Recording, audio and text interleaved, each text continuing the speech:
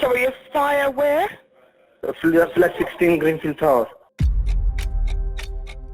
The fire brigade are on their way.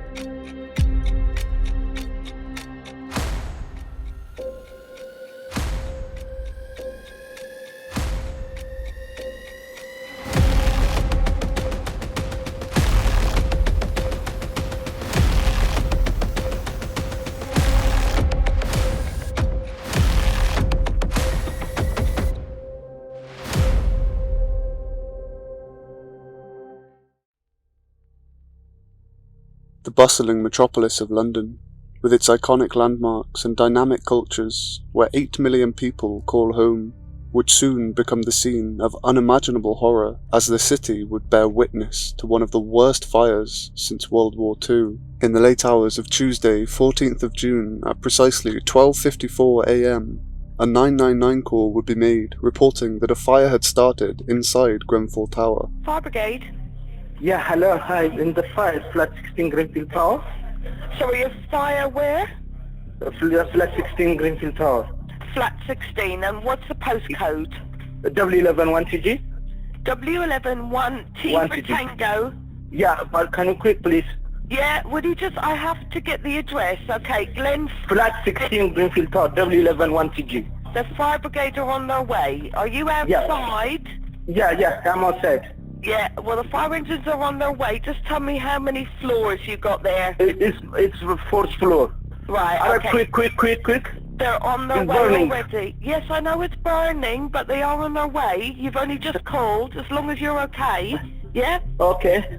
The man who called, Bahala Kabid, was the owner of the flat that was now on fire. He had been awoken earlier after the fire had engulfed his kitchen when his fridge freezer exploded. The fire brigade arrived at Grenfell Tower in less than 6 minutes, where the fire was still isolated to just flat 16 on the 4th floor. The residents of the other rooms were told to stay put inside while the firefighters take control of the fire. But just 9 minutes after the firefighters arrived, the fire broke out of the window in flat 16 and onto the exterior cladding, where it started to climb the east side of the tower rapidly.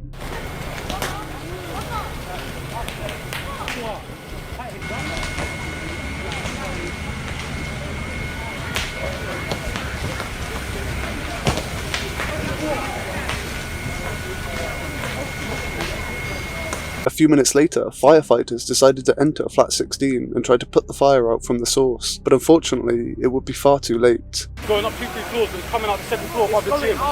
It's going. That's going, they need to get up there, that's not doing anything. Going up. The whole block's gone. Just 33 minutes after the 999 call was made, the fire had spread right to the top of the 24-story building, and as everyone watched in absolute shock, the fire started to spread horizontally, with hundreds of residents still inside.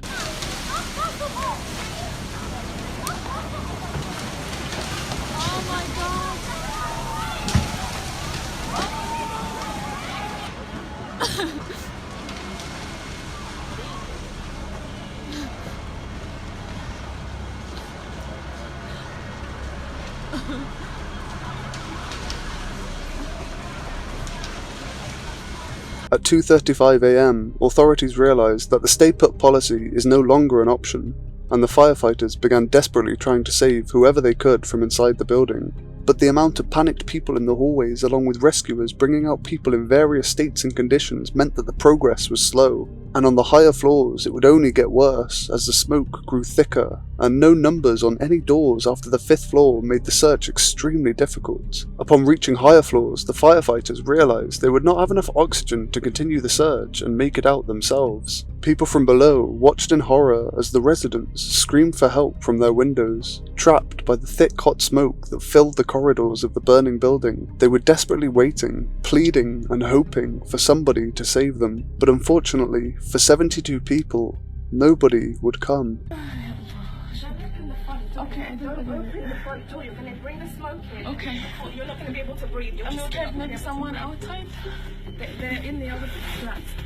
Are you sure? They've gone into the other flat. Listen, you have no children. I'll stand near the door. The smoke is not going to help you. Okay, yeah? Okay, just Where's your husband? That's okay. Come on, There's too much smoke. You're not gonna be. You're not gonna feel. Okay. There's too much smoke in there. Okay. Okay, I'm not opening. الله لا إله إلا الله في حال يفضل النار لا حول ولا قوة إلا بالله العلي العظيم يا الله.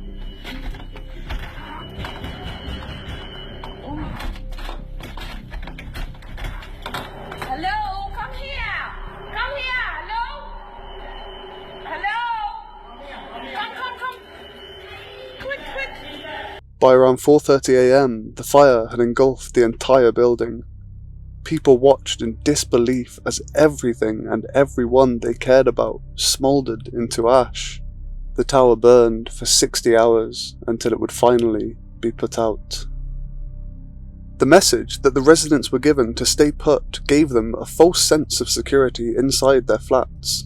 This was not an order given by the firefighters, but rather a message they were relaying to the residents. It came from the Stay Put policy, which is an evacuation strategy used within certain buildings where the architecture and materials used in construction would completely prevent a fire from spreading rapidly, and would keep a hot blaze contained for at least an hour, giving enough time for the fire to be put out, or if this couldn't be done, then it would still leave enough time for an evacuation of the building.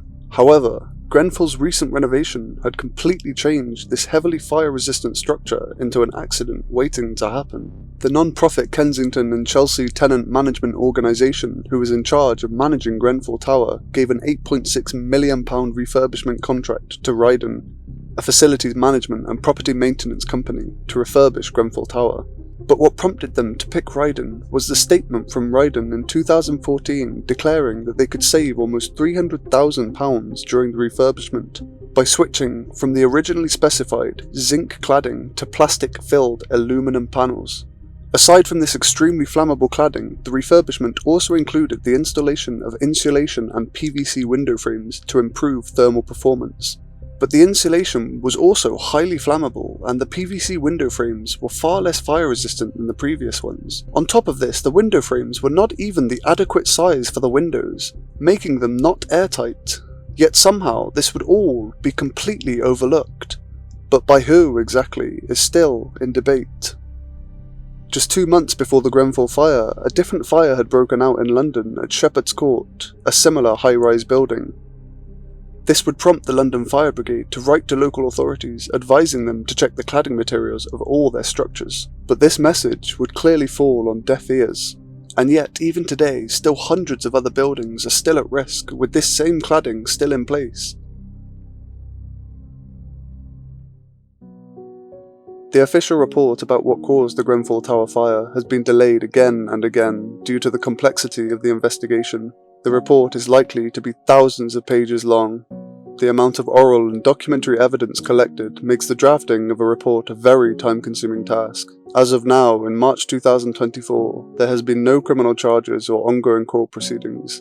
There was, however, a civil case, where multiple parties, including the cladding companies and 900 individuals affected by the Grenfell fire, reached a settlement of £150 million, intended to provide compensation to the victims and their families. The money was allocated to cover a range of expenses and losses incurred as a result of the fire, such as medical bills, funeral costs, property damage, loss of income, and emotional distress. Although no amount of money can possibly fill the void for losing someone you love, and it certainly won't bring them back.